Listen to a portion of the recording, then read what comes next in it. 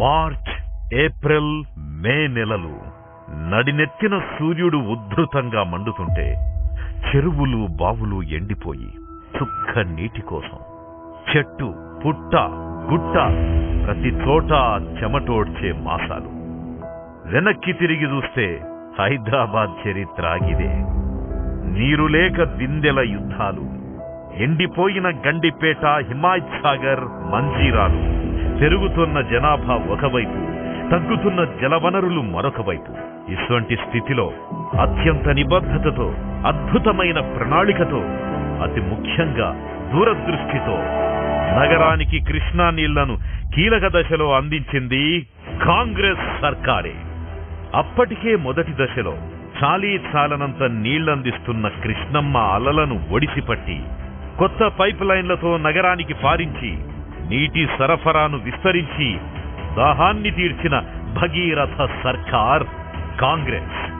రెండవ దశ కింద సుమారు 1000 కోట్ల రూపాయల ఖర్చుతో 90 MGD నీటినందించే యజ్ఞాన్ని మొదలుపెట్టింది కాంగ్రెస్. అంతటితో కాంగ్రెస్ కార్యదక్షత, ప్రజాసేవ దాహాలు తీరలే. సుమారు 1700 కోట్ల రూపాయల ఖర్చుతో మూడో దశతో 45 MGD పంపు చేసే ప్రాజెక్టుకు ఆద్యం పోసింది. నేడు దేశంలోని మహానగరాలల్లా వేసవిలో హైదరాబాదుకు అందినంతగా గ్యారంటీ నీటి సరఫరా ఏ నగరానికి లేదంటే అది కాంగ్రెస్ కృషే. గడిచిన 6 ఏళ్లల్లా కేసీఆర్ పాలనలో హైదరాబాదుకు ఎంత నీరు దొరికింది? కాంగ్రెస్ నాటిన మొక్కల పండ్లు ప్రజలు అనుభవిస్తుంటే అహంకారంతో ఎగిరెగిరి పడుతున్న తెరాస పాలన నుంచి హైదరాబాదుకి విముక్తి కల్పిద్దాం. భాగ్యనగరంలో గొంతెండిన 1 కోటి మంది పౌరులను అడుగురి కృష్ణమ్మ తీరుస్తున్న దాహాన్ని తలుచుకొని కాంగ్రెస్ అందించిన అమృత సుక్కలకు నమస్కారం చేస్తారు. అది కాంగ్రెస్ కృషి అంటే.